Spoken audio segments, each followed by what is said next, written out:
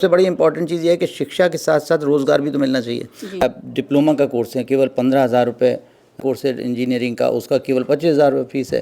वो मैं आपको बता दूं कि हमारे चंदक क्षेत्र का जो केएलएस स्कूल है काफ़ी पुराना है, लेकिन इतनी प्रसिद्धि ये स्कूल प्राप्त नहीं कर पाया। और आज बहुत अच्छी बात है, हमारा सौभाग्य है कि आज एक यहाँ प्रेस कॉन्फ्रेंस हुई और यहाँ पर हमें भी आने का मौका मिला और हमें मुलाकात का अवसर मिला अतुल जी से, के जो संस्थापक भी हैं, तो उनके विचार सुनकर बहुत ही अच्छा लगा। और आज इस स्कूल के बारे में इतनी सारी, इस विद्यालय के बारे में इतनी सारी बातें हमें पता चली जो शायद हमारे क्षेत्र के लोगों को पता नहीं है। तो आज की इस वीडियो को आप पूरा देखिएगा ताकि आप भी इन बातों के बारे में जान सकें। और हमें बता चुके हैं, लेकिन अभी हम कुछ और सवाल इनसे रखना चाहते हैं।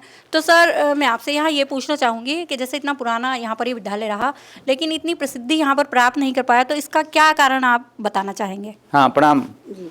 हाँ, जय हिंद। इसमें सबसे बड़ी कमी तो ये मैं आपको बता दूं कि ये अभी शुभारती के द्वारा तो अब ये लिया गया है जी, अब लिया गया है। इससे पहले ये जो था ये केएलएस इंस्टीट्यूट के नाम से था, एक दूसरी संस्था थी। तो शुभारती के द्वारा पिछले कुछ समय में लिया गया है। और जब से ये मैं मानता हूँ, स्वीकार करता हूँ कि जब शुभारती के द्वारा भी लिया गया तो अब उसमें थोड़ा सा समय तो हुआ है। वो इसका कारण ये था कि मैं अपने, क्योंकि मेरा एक मेरठ में और एक देहरादून में विश्वविद्यालय है, मैं वहाँ पर ज़्यादा व्यस्त रहा। और अब मैं सेवानिवृत्ति के बाद मैं इधर यहाँ पर मैंने ध्यान देना शुरू किया है।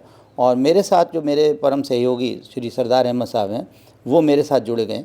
तो हम दोनों मिलकर अब यहाँ पर बहुत अच्छा विकास का कार्य यहाँ पर कोशिश कर रहे हैं कि यहाँ पर हो और इसकी भी वैसी ही प्रसिद्धि हो जैसे कि मेरठ के शुभारती की प्रसिद्धि हुई जी। तो यहाँ पर क्या क्या कोर्सेज रहेंगे बच्चों के लिए? देखिए, वर्तमान में अभी हमारे पास बीटेक और पॉलीटेक्निक के कोर्सेज़ हैं। इसके अलावा बी फार्मा और डी फार्मा के कोर्सेज़ भी हमारे को फार्मेसी काउंसिल से मान्यता मिल गई है। हम लोग यहाँ पर जो प्लान कर रहे हैं वो बहुत जल्दी एक अस्पताल बनाने का योजना बना रहे हैं। उसमें नर्सिंग के कोर्सेज़ हमारे आएंगे और जो टेक्निकल कोर्सेज़ होते हैं जिसमें कि पैरामेडिकल कोर्सेज़, जिसमें टेक्नीशियन के कोर्सेज़ होते हैं, वो सब हम लोग देंगे। क्योंकि एक सामान्य बच्चे के लिए जो ये वाले कोर्सेज़ है बहुत ही उपयोगी हैं और इसको करने के बाद ये उनसे तुरंत काम मिल जाता है।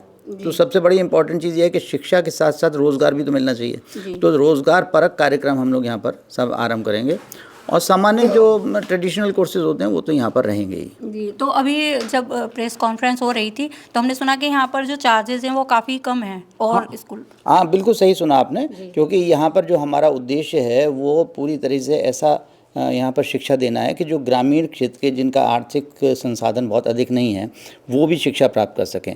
जैसे कि डिप्लोमा का कोर्स है, केवल 15,000 रुपये उसकी फ़ीस है।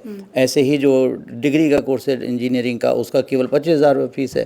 वो उसका उद्देश्य सिर्फ ये है कि जो केवल हमारा यहाँ पर जो खर्चा है मात्र, वो हम लोग निकाल लें और कोई भी किसी भी तरह का यहाँ पर लाभार्जन नहीं ले रहे हैं। तो ये मैं वादा करता हूँ कि जितना भी सस्ता यहाँ पर शिक्षा मिलेगी, उस स्टैंडर्ड की शिक्षा, वो बहुत आसान नहीं है। धन्यवाद।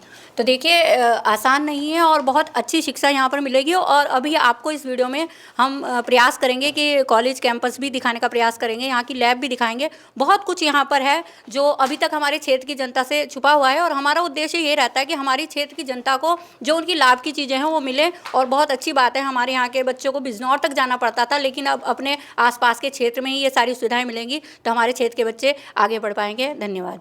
बहुत बहुत धन्यवाद। जय हिंद।